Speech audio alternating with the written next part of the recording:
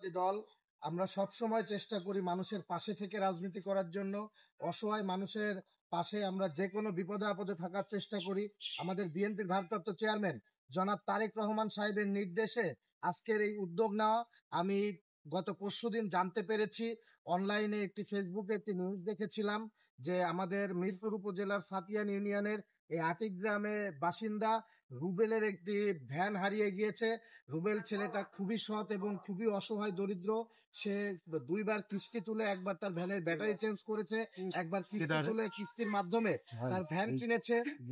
কিস্তির টাকাও পরিশোধ করার মতো তার কোনো অবস্থা নেই। তারই ধারাবাহিকতায় এই নিউজ আমি জানতে পারি গতকালকে।